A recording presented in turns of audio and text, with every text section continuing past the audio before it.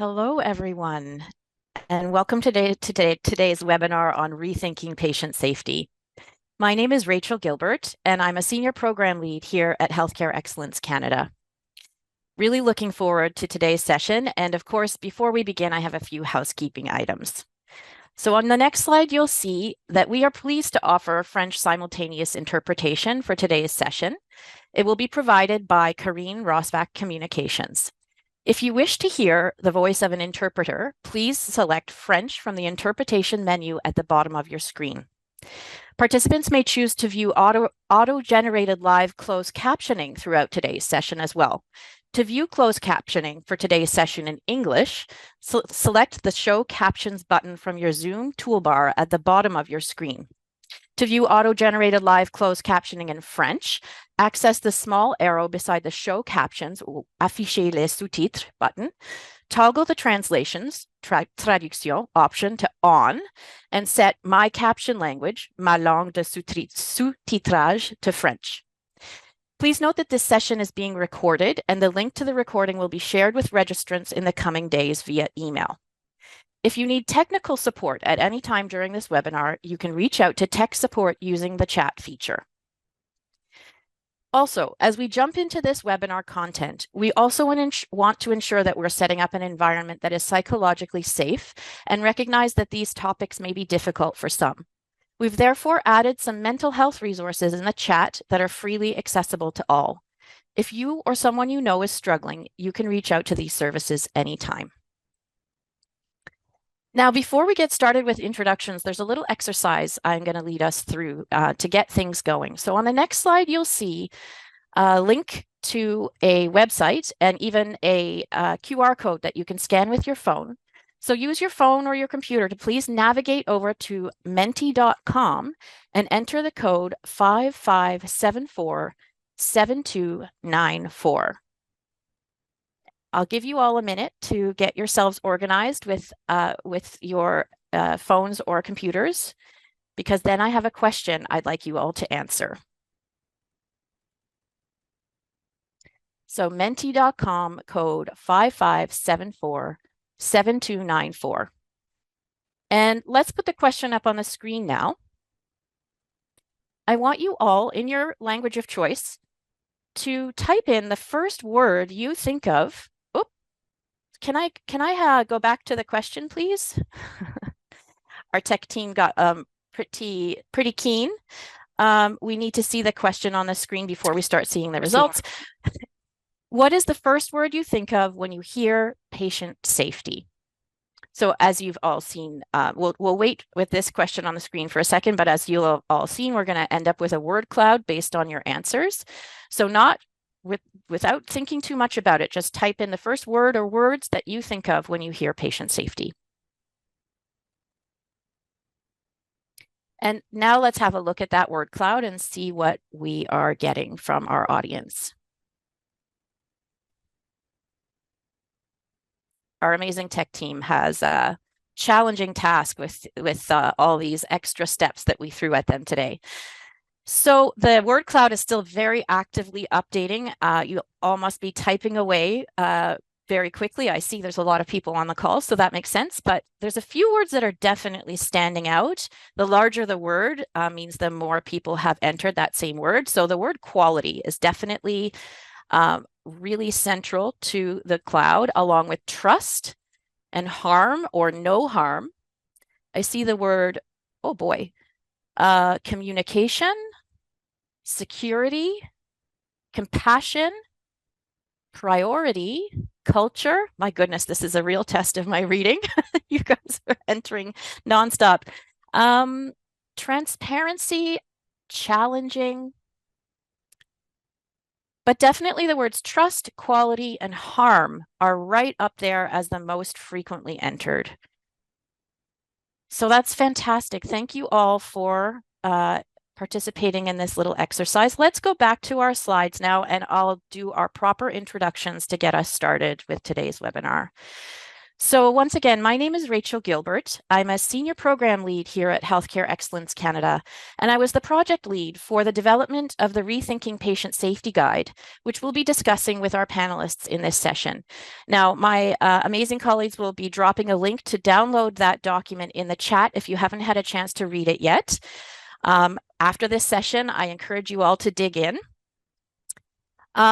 And I am pleased to be your co-host today alongside Denise McQuaig, who is the Executive Director of Healthcare Transformation and Capacity Building here at Healthcare Excellence Canada. So a bit about us.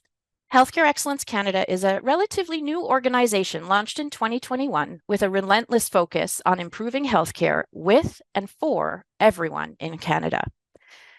And Canadian Patient Safety Week, which is this week, which is organized by HEC, is an annual campaign to inspire extraordinary improvements in healthcare safety. This year, the campaign is Small Changes, Big Impact, Safer Care.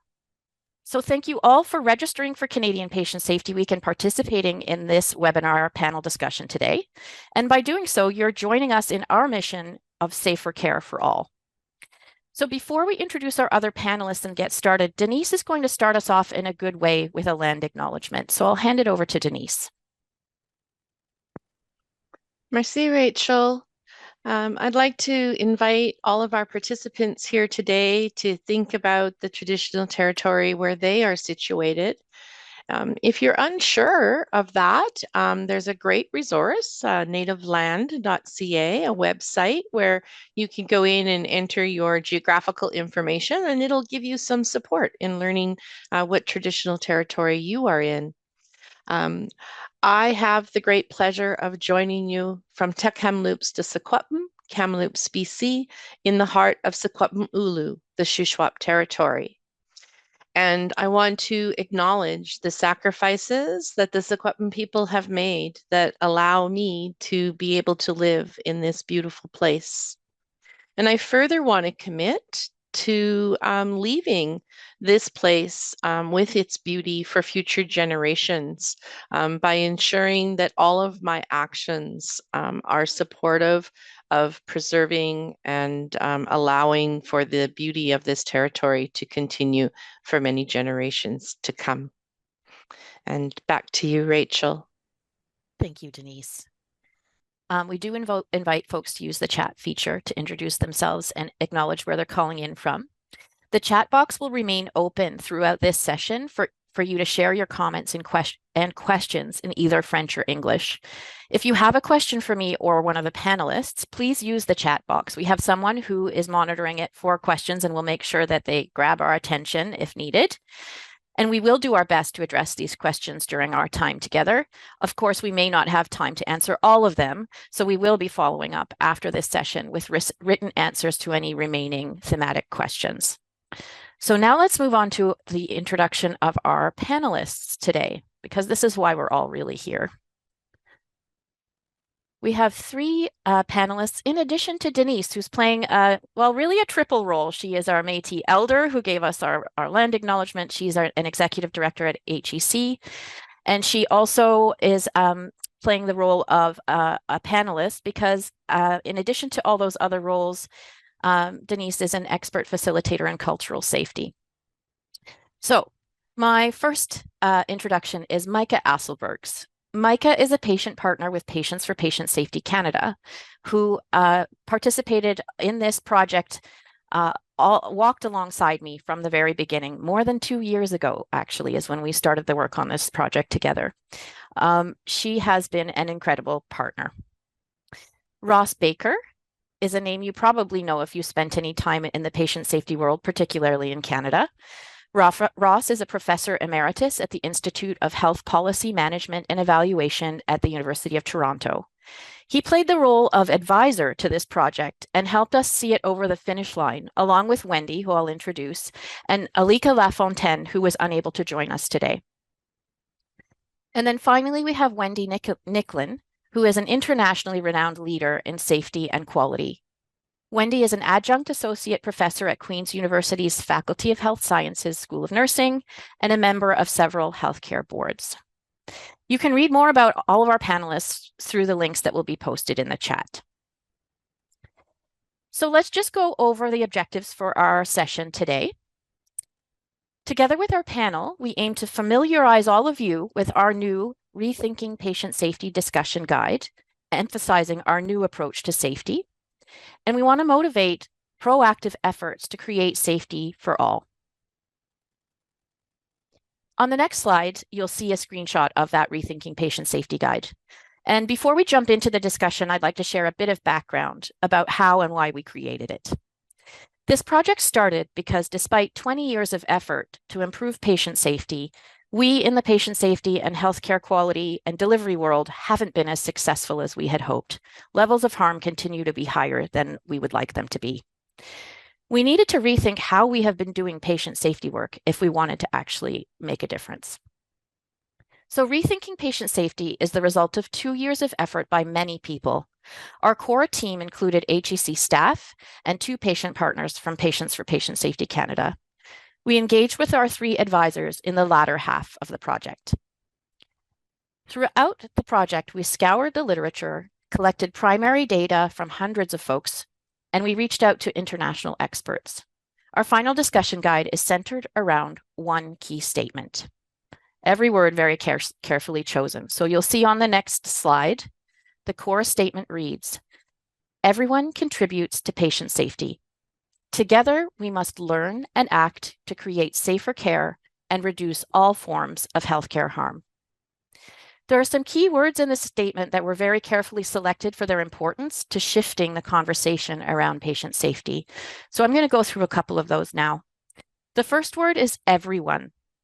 Patient safety is not just the job of managers, quality and patient safety leaders, or the most responsible provider. Everyone should be made aware of the risks and given the chance to play a role in safety, including patients, families, and care partners, and in every care environment, not just hospitals. This means speaking up about concerns, having safety conversations, and also getting involved in the solutions.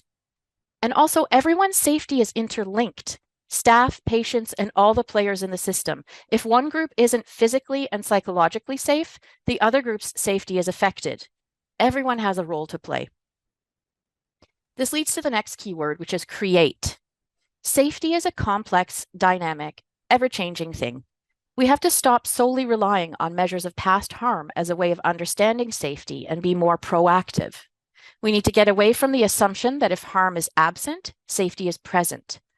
There isn't always a toolkit or a project or a standard of practice, even a research paper that will have the answer to every safety problem.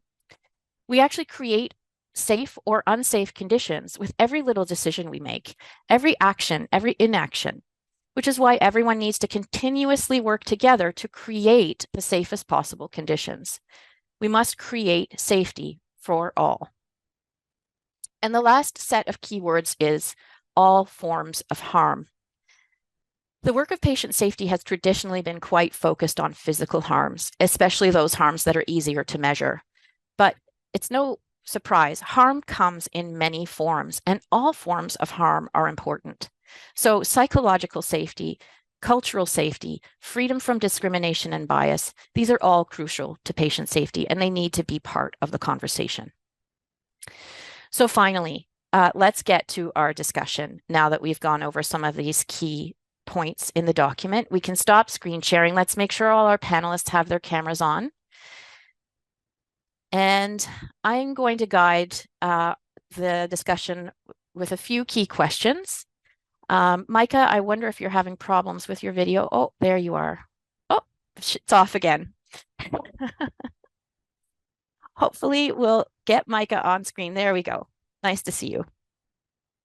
So I'm going to start with some questions, and please remember that you can post your questions in the chat and I will do my best to incorporate them into the discussion.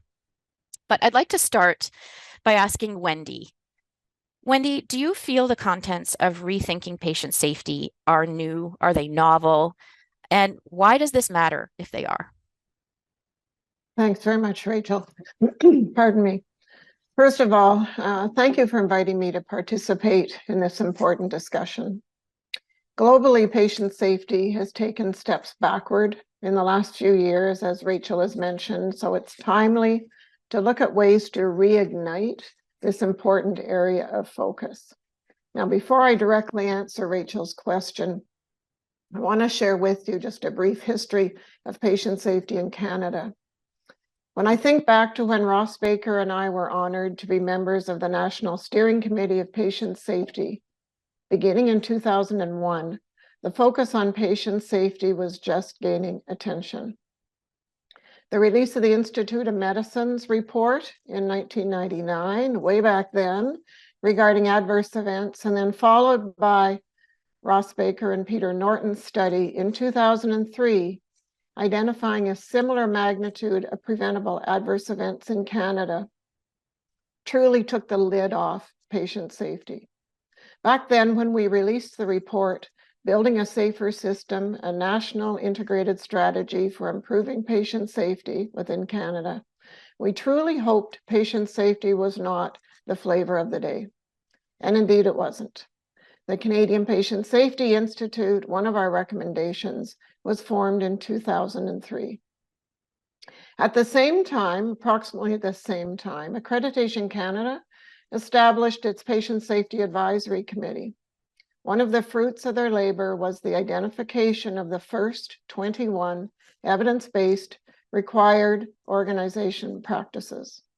Indeed, ROPs, as we fondly know them. Indeed, the focus on patient safety was gaining ground in Canada. Patients for Patient Safety Canada was formed in 2006. The WHO Canadian arm of World Health Organization's Patients for Patient Safety Global Network. Thus, momentum was palpable beginning in 2001, where we started to move forward. However, recent research and publications has demonstrated the progress has stagnated. Preventable adverse events continue to be our reality. The complexities of care, the stress of the pandemic, the staff shortages and staff moral distress are just a few factors which have complicated our healthcare system and impeded progress, or maybe led to taking a step back regarding a focus on patient safety. Now, Rachel's asked me, do I feel the content of the guide is new or novel? My response to that is no. We have all heard some of these words and phrases in different discussions and publications. However, what is new is the way they've been woven together to paint a much more comprehensive picture of patient safety. Perhaps one of the reasons for losing ground and momentum with patient safety has been that our view of patient safety has not kept pace with the context within which patient care and healthcare is being provided, from prevention through to palliation. This guide captures the complexity and in simple language. One important component of this guide is the recognition about the absolute necessity for staff safety. And I quote, "Safety of patients is highly dependent on the safety of those who care for them. Without safety for essential care partners, healthcare providers, and others who work in the healthcare area, patient safety is compromised."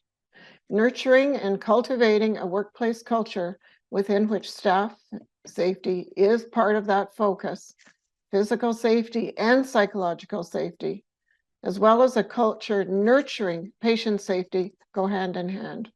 Great progress will be made with this recognized importance of broadening the inclusion of all those within the health and healthcare environments and the safety of all. And finally, Rachel asked, why does this guide and the Rethinking Patient Safety matter? My thought is that because we are now moving into the next chapter of patient safety, it now has extreme relevancy.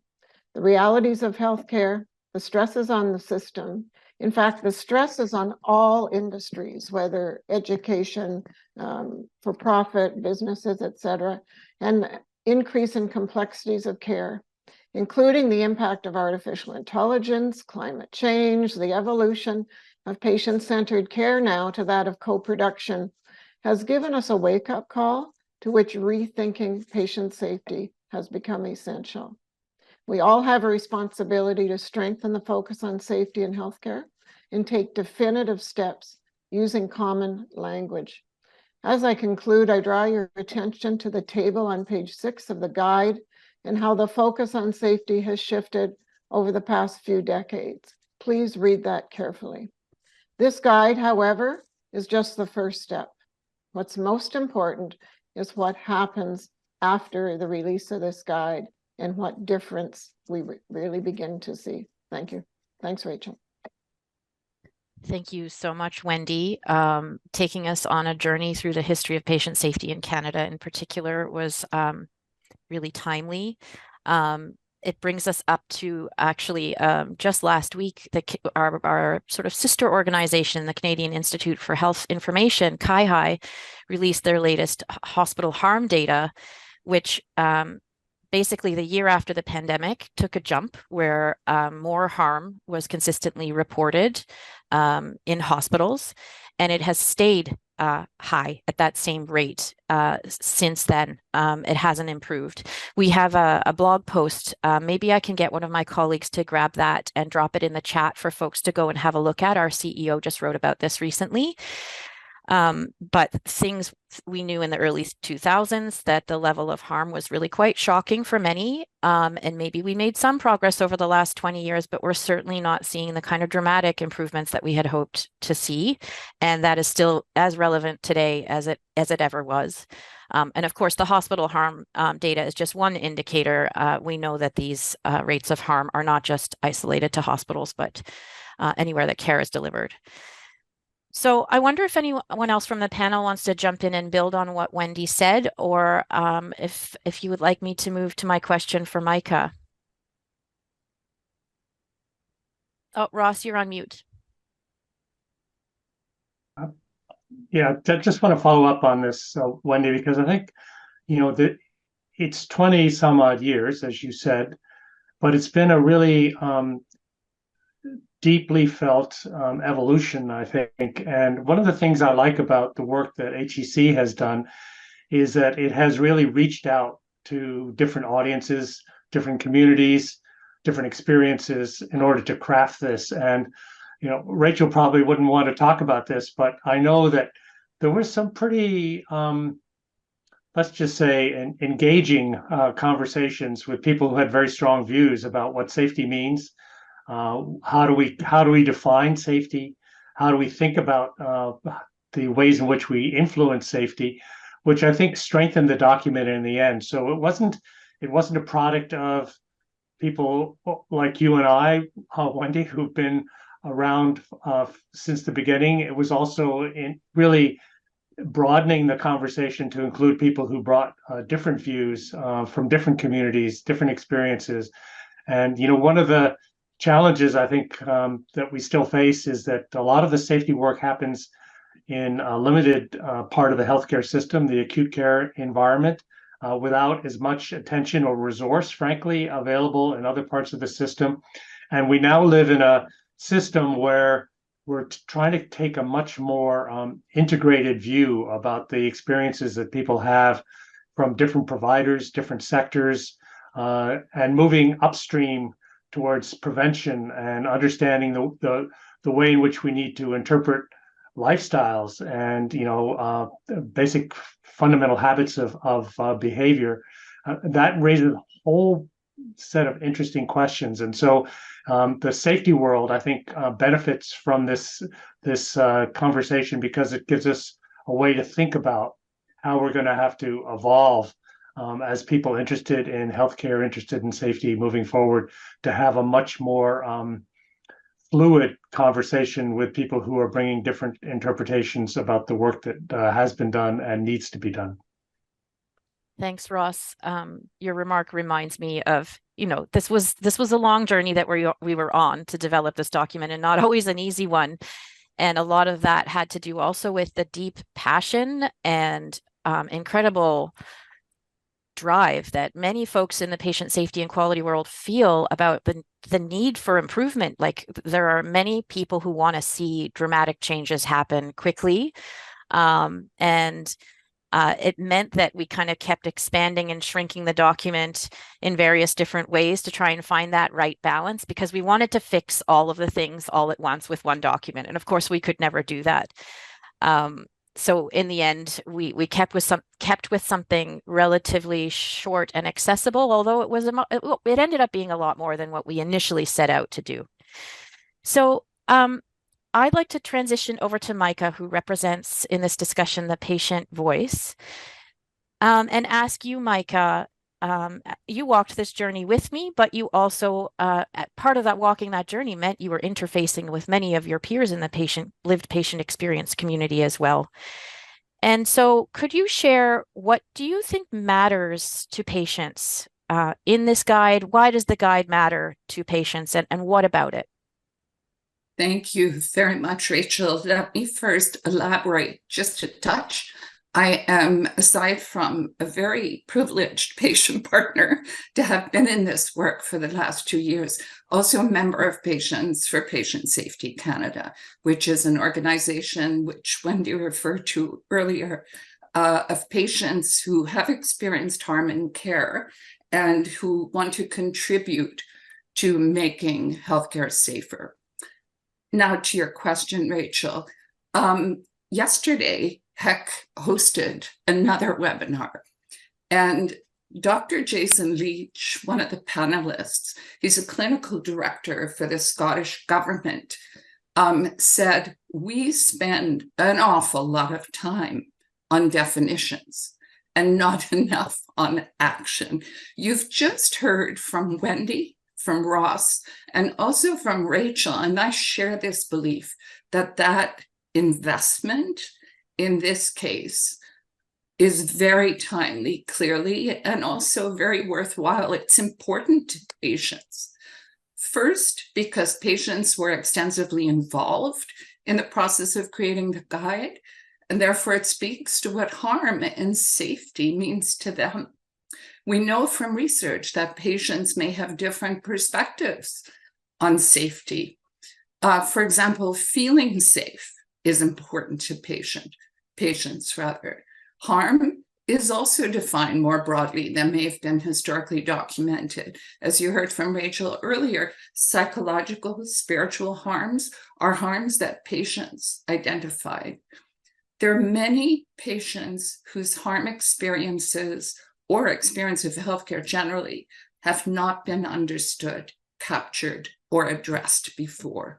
And you will note, and this was mentioned earlier, that the guide, for instance, discusses how cultural safety is essential to patient safety. Second point I wanted to make is this document equips discussion about patient safety between patients and care providers. It provides language for starters. I have a hope that it will also be helpful in dialogue with health, government leaders, and policymakers. Patients and providers share a deep concern about care safety, especially in light of recent data about increasing harm in healthcare. We need to deal with that in a way that does not further burden overloaded frontline care providers. All of us are patients at some point or another, and yet we have somehow become separated from one another by the silos, limitations, and burdens of our respective roles in healthcare, and I include patients in that. And as human beings, we can't afford to let that continue, as it does not best serve safety. A last point I wanted to make is that I hope a shared, expanded, and comprehensive understanding of patient safety can spur a different kind of action that can have impact. Even now, I'm not naive. We have a long way to go, given conditions in healthcare and widespread social inequities. Nonetheless, it is my passionate hope that by addressing patient safety together and knowing that patients are central to that, that we collectively can be more effective in reducing preventable harm and in creating safety in healthcare. Because ultimately, what we all want is to enable all patients to approach care with confidence and not with fear. Thank you, Rachel. Thank you, Micah. I think this is actually a great transition to my question for Denise. As I mentioned, we did have Alika Lafontaine as a representative of the element of cultural safety as an advisor on this project. But this is a topic I think that we can all agree, anyone who knows Denise can agree that she's quite passionate about. So, of course, all of us wear the hat of patients at some point. And I wonder, Denise, if from your perspective as an expert in cultural safety and also a person in Canada, if you could speak to the fact that in the core statement, we have an element that recognizes that harm comes in many forms and that all forms of harm matter, which is a departure from the pretty narrow focus on physical harms in a lot of patient safety work.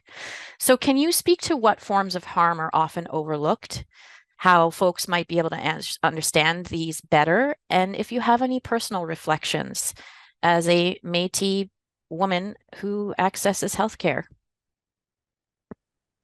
Thanks, Rachel, for the thoughtful question. I think I'll begin by just sort of describing what I have experienced as maybe some of the challenges around the idea of cultural safety. So the first challenge is that cultural safety is defined by the individual receiving the care.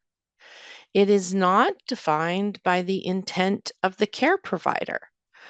So I can assure you that as a director of Aboriginal health for a large health authority in British Columbia for many years, I was often called in to support investigation and looking at and monitoring what had occurred when a First Nations Inuit or Métis person had identified that they felt unsafe, culturally unsafe. And the first challenge that I would encounter is that the care provider did not necessarily see themselves in that role because they didn't intend for the individual to feel unsafe. The second challenge was around the fact that the health systems themselves are designed on frameworks that don't necessarily meet the cultural needs of patients. And I say that more broadly, even beyond the defining of Indigenous people's cultural safety. But when we look at the Black, Indigenous, people of color, individuals from the 2+ LGBT community, and all of the other ways in which isms, like ageism, ableism, etc., may manifest themselves within our systems. So that idea that it is defined by the individuals receiving care is an important factor in cultural safety. And I can also tell you that in the many, many investigations around Indigenous people's experiences of harm in our healthcare system that I was involved in, it didn't matter what the physical element of the harm was. So perhaps it was a fall, for example, that resulted in a significant injury. The Indigenous patient always felt that it was their ethnicity that was the root cause of the physical experience. So the system may have been looking at what was happening in the environment that created a space where a fall could happen, and how could we prevent that from happening in the environment again. But for the patient on the receiving end was based on their lived and living experience, a really foundational feeling that their ethnicity was at the root cause. So we have some challenges before us around the sharing of that language. But one of the things I like about our Rethinking Patient Safety is the idea that everyone matters in this process. And so as Indigenous people of Canada, we get braver in sharing our experiences, walking through our fear, letting individuals who we feel might be able to make a difference know that it didn't feel good and it felt culturally unsafe. We also have an opportunity through the defining of everyone to think about things beyond the physical environment and the systemic racism, to things like psychological safety for all, including the healthcare providers. right? So when healthcare providers are not feeling psychologically safe in their work environment, it's a contributing factor to the safety of patients and to the cultural safety of First Nations, Inuit, and Métis people overall. So I really like the idea that we're expanding our defining of everyone. I like the idea that Wendy spoke to about the interconnectedness of the language and being able to bring all of these worldviews together, because I'm also hoping that this discussion guide can start to break down blame and shame. We have to find a way to work through creating any kind of an environment where blame and shame becomes a barrier to people's ability to speak out, both within the system and for those of us who are receiving care. So at the end of the day, the fact that things beyond physical harm are being included in a document that's being forward thinking and trying to generate a discussion for everyone gives me great hope that the humanness of our care, the thing that motivates all of us, regardless of how we interact with the system, has an opportunity to be elevated in a way that gives me hope that we will not any longer have to have public displays of culturally unsafe care, such as the one that Joyce Etchewan provided to us in what ended up being her last days on Earth. So thanks, Rachel. Thank you, Denise. A thread that I hear through everything that you're saying, that it ties back to something we wrestled with throughout the whole project, is the importance of feeling safe. And how that relates to actually being safe and how interlinked they are. I kind of imagine them as overlapping circles in a Venn diagram where they overlap quite a bit, but you could have patients who perhaps feel safe and then actually experience a safety incident. But if you have someone who feels unsafe, that in itself is a patient safety problem, even if all the factors around them would suggest that they're not going to experience some form of physical harm. That lack of feeling safe in itself is like psychological harm. So that's not normally been part of the discussion when we look at definitions or projects around patient safety, but we heard that loud and clear, particularly from our patients who we interacted with throughout this project, that this distinction of feeling safe and being safe to the patient is kind of invisible.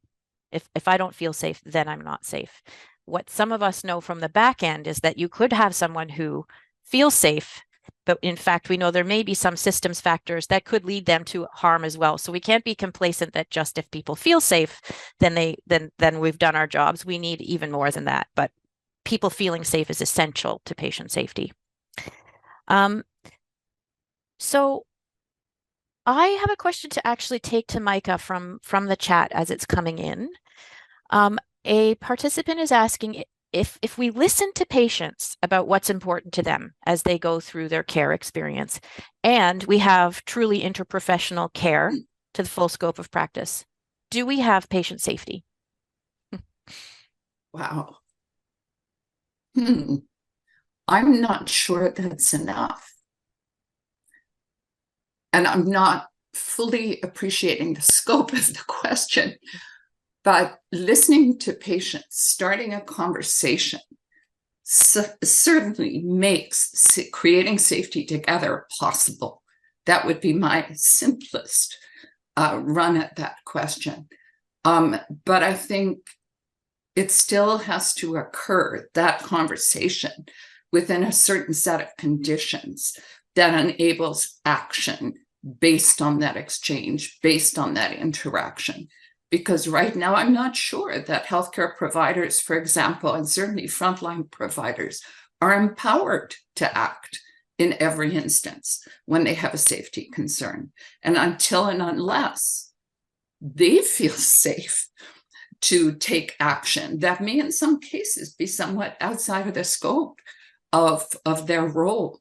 I'll give a tiny little example. I realize Ross and others may want to add to this, but I was in the emergency department of an area hospital I was about to navigate the short trip from my bedside to the washroom with an IV pole and a crutch, and dropped my water on the floor. Within minutes, the orderly, who was across the room, had a mop in hand and paper towels, and didn't wait for anybody to ask. He acted, concerned about my safety. It's a tiny example, but if all of us are part of that effort, I think we can make a difference. And it requires a different kind of empowerment of people in healthcare who work in healthcare. Thank you so much, Micah. It's actually a perfect lead into my question for Ross. So thank you for that. So those of us who've been working in patient safety for any length of time probably know that the historical focus has really been on we must prevent harm. And then the next sort of logical or illogical step in one's mind is if harm isn't occurring, if we're not aware of harm, then we have safety. So Micah, you touched on this a little bit, but I wonder if Ross could speak to this sentence in our document, which reads, "The absence of harm does not mean that care is safe," and what the difference is between preventing harm and creating or fostering safety. So what is that difference, and why does it matter that we think of safety this way? Yeah, it's a great question, Rachel, and we could spend a long time talking about it. So let me just approach this from a bit of a historical perspective, which is that we learned about the patient safety challenge because we studied harm, right? All the chart review studies were studies of the types of harm that happen primarily in acute care environments, but in other environments as well. And that experience led to a really dedicated attempt to identify interventions that reduce the risk of harm to create safer care. And so for 20 years, we've worked on those interventions, putting them in place. And that's been a strategy that has had some successes. Let's acknowledge some successes, but hasn't come to expectations that we had at the time that we could actually identify ways to really embed safety in the clinical environments, in the healthcare environments. And, if you look at the recent studies, the Massachusetts study that found 23.6% of patients in 11 hospitals in Massachusetts experienced an adverse event. It's quite disappointing, at least, and maybe overwhelming for some people who've spent a large period of time trying to create safety at a reduction of harm. What I like about this statement is that it doesn't move away from saying that we need to understand harm, and Denise did a really nice job of really explaining the importance of expanding our view of what harm is and how it affects individuals who are receiving care. But it does balance it by saying that we need to learn and act to create safer care. So let me just say a little bit about what I think that means. That means that we need to focus more broadly in creating care environments that support staff in providing safer care, as well as identifying and implementing specific interventions for identified risks. There are three ways in which we create safer care, in my view, and they're big picture things. And the challenge, of course, is moving from big picture to small, important, influential changes in organizations. The three elements are leadership throughout the system, teamwork, and culture. And I'll say a little bit about that, but I just want to say, one of the things that HEC has done in the last few years, building on the work of the Canadian Patient Safety Institute, is to understand and develop this framework that Charles Vincent, Jane Carthy, and Susan Burnett developed in England on the Measuring and Monitoring Safety Framework, which is not just a framework for understanding, it's a framework for action. And staff at HEC have really taken this and really turned it into a novel and very impactful initiative, which I've had the pleasure to be a small part of. So I think leadership, teamwork, and creating a culture that supports efforts to provide safer care, to act and learn from our experiences to move forward is really key. I think leadership is very challenging, particularly in the post-COVID-19 environment. But leadership is the step to moving forward. And Jim Reinertsen, who was a CEO in Minnesota, a CEO in Boston, and who has worked with leaders across the U.S. system, but in Canada and England and elsewhere, has a kind of wake-up call. When he works with senior leaders, he asks them a question. He says, "Are you safe, or are you just lucky?" That's a question that motivates action and likely keeps leaders awake at night as they think about that. And boards, too, play an important leadership role in our system. Healthcare Excellence Canada is developing a virtual program to build board competencies in the oversight of safety and quality of care. And I think that's an important step forward. We need to ensure that our boards understand safety, they understand quality of care, and understand their role as trustees in making that happen. More broadly, I think leaders throughout the system need to focus on safety and quality in terms of what I say are three major kinds of activities. The activities around awareness, activities around analysis and learning, and activities around smart implementation of what we've learned from our experiences around safety. So the questions around awareness that I think anybody who's involved in healthcare should be able to answer is, do you know how many incidents or patient safety events occurred in your organization last month or last year?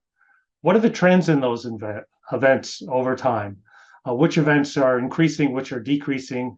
Where do you need to focus? How do you compare to other organizations, particularly benchmark organizations? Being average is not good enough. How do we move forward in a way that we can use our understanding about safety events to build not only awareness, but action? But before we get to action, we have to go to analysis and learning. The types of events that occur, the underlying issues in those events. Are we analyzing those events using the tools that we've learned are really important in patient safety? Root cause analysis, common cause analysis. What are you learning about the kinds of events that happen? And what are the themes in those events? I was chair of the Quality and Safety Committee at the University Health Network in Toronto for 6 years. And UHN has developed 3 themes that they're focusing on right now that relate to many of the events that they see. Those themes are timely recognition of deteriorating patients, escalation of care when you see deteriorating patients between providers, and transfer of accountability and information. 3 interlocked themes that really relate to the safety issues that UHN is now working on as a critical set of issues for the organization. And lastly, once you understand that, you need to have a smart implementation, not just handing direction to people, but giving them an understanding of what their role is and how they need to be involved in this so that we can not only understand the nature of those events, but how to create actionable responses to that in the moment. It's not just a check step. It's a step that it enables people to work moving forward. So these are not simple ideas or simple solutions, and they require developing internal expertise that allows us to understand the safety issues in more depth and building teamwork to shift the culture in healthcare organizations. We still live in a world that is still very hierarchical in most healthcare organizations. We need to overcome that. We need to see the contributions of staff at all levels to create and really deal with the safety issues moving forward. So I hope that HEC in its upcoming work identifies the kinds of things that can happen in all those areas around leadership, around culture, around this understanding about how do we create effective teamworks. If we do that, then organizations and patients are likely to be rewarded, and the leaders and staff in those organizations will sleep better knowing that they've improved the safety of their organizations. Thanks, Rachel. Thank you, Ross. Yes, because are we safe or are we just lucky? Yeah. Indeed.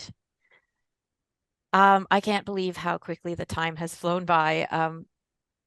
I know from the various meetings that we had finalizing this document in particular, actually throughout the whole process, that we can all spend hours talking about all of these complex elements to this topic that we're all so passionate about. But I do have to start wrapping things up. Given that our theme for Canadian Patient Safety Week is small changes, big impact, safer care, I invite not just our panelists to give us a little lightning closing sentence of what we can all do, one small thing that people can do that can have big impact on safer care. I'd like our participants to use the chat to share their first reactions to what can be done, a small thing that people can do to have a big impact on safer care. So please start dropping your thoughts about that question in the chat.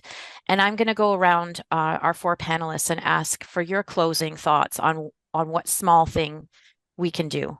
So maybe I'll start. I'm just going to go left to right with the little grid I see on my screen. So Denise, would you go first, please?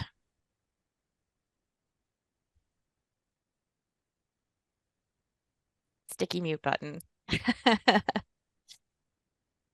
As the human factors expert on the call, I'm going to have to say something about improved design of technology and systems. It's one of those things, Rachel, where you just can't find the mouse and you can see it running around your screen, but it's not going where you want it to.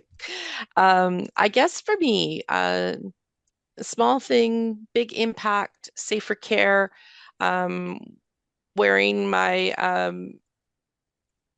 Métis hat, I would say, invest in building your understanding of cultural safety and take the opportunities for learnings that are offered about our truth, our experience, our lived experience of being First Nations, Métis, and Inuit in the context of Canada. I think those foundational understandings would have a huge impact in improving cultural safety. Thanks, Thank you, Rachel. Denise. And I can do a +1 to that. At HEC, we are offered lots of training and resources to learn about the connection between patient experience and being First Nations, Inuit, and Métis. There are some incredible public resources out there. And I do believe HEC offers programming to help with that opportunity. So thank you. Wendy, what's one small thing? Yeah, thank you, Rachel. I'm sort of going to have a circuitous answer, but I think the one thing is I challenge everyone who's listening and participating in this session to challenge themselves as to what are you going to do differently to contribute to improving healthcare safety. And I challenge HEC to ensure that this document does not gather dust on the shelf. It's an amazing document with so many nuggets and gems in it from which we can raise the bar and reignite patient safety, but concrete follow-up actions must be initiated. And then we must also evaluate the impact of this change, the impact of the rethinking of patient safety. Otherwise, I don't want to say 3 to 5 years from now, so what? It's very important that we have definitive action strategies. Thank you. Thank you, Wendy. It would be amazing to have a 5-year webinar follow-up where we can celebrate all of the huge successes to improving this very complex problem. Ross. That's a challenging question, but I mean, just following on the leadership issue and taking a broad view of who leaders are, I think leaders, whether they're frontline staff or whether they're senior leaders in organizations, need to go out into the organization and ask their staff and their patients, maybe go to one unit and ask the staff, and then they ask the patients, do you feel safe, and what would make you feel safer? And then reflect on that as a group. What have we learned? What have we heard? What are the themes? How can we do a better job of ensuring safety? Thank you, Ross. And that's a perfect plug for a program that HEC is launching right after Canadian Patient Safety Week. There's an action series that is being planned where I believe participants, leaders will have a chance to, in fact, learn how to remove the barriers to have those kinds of conversations across their organization. So, and then the final lightning round question for our patient partner, Micah, please. Thank you, Rachel. Mine really builds on Ross's comment and Wendy's as well, and that is, please use the guide as a tool, as a conversation starter. Share it. Enable, by using it, a focused conversation about patient safety with your colleagues, care partners, even your care providers, because, well, for obvious reasons, but unless we have that discussion and broaden that understanding and use some of the action suggestions within the guide, we need it to inspire the small changes that can make a big difference while we work on the bigger systemic issues. Thank you so much, Micah. That's I guess, a final plug to go and download the tool if you haven't already. And Micah is referring to a couple of pages near the end. One has a table with a series of actions that we're encouraging you to do more of, in contrast to how maybe things have been done in the past. And there's actually specific questions that we suggest you could ask in those conversations. So you could start there if you don't know where to start. So I'm going to hand it over to Denise now to take us over the finish line. Thank you, everyone. And Denise, over to you. Thanks, Rachel. I'm just going to take a quick second to try and capture some of the wonderful themes I heard. So please look at the guide, use it, generate discussion, use it to try and reframe and think about the gifts and strengths that you bring. Make an effort to weave our language and experiences in ways that honor the knowledge, the interdependencies, and the common goals we all have of safety for all. Begin to shift how we look at patient safety, and that the absence of harm does not equal safe care. Reduce the feelings of unsafety by being able to celebrate the gifts and strengths that everyone brings. Be courageous and begin to share your experiences. And I think that's a really important one. When I think about the historical approach to patient safety, it's actually being built on the ones that we know about. But I can only imagine how many individuals may have experienced harm or felt unsafe, and were never able to step forward and identify that. And so I often question, what is the fuller picture of how safe care is provided? Measuring and monitoring the safety, acting and learning, and including the capacity building of our leadership were all important focuses today. There is an opportunity for you to fill out a question. It's a poll on the screen. Reference to our action series is also on the screen and available for you. That is a 4-month virtual learning journey that you have an opportunity to participate in and register for. You can go to exploresafercare.ca to apply and register, and it actually begins in January of 2024. There are other opportunities throughout Canada Patient Safety Week, in addition to the promotion of our action series. And that includes a small dinosaur challenge. For those of you who are working in a healthcare setting, it's an opportunity for your teams to be thinking about what are the rules, policies, safety procedures, and processes that feel unnecessarily burdensome, are poorly designed, or are not, in your opinion, promoting safety or reducing harm. And there's an opportunity to identify those as evidence of things that we don't need to continue doing.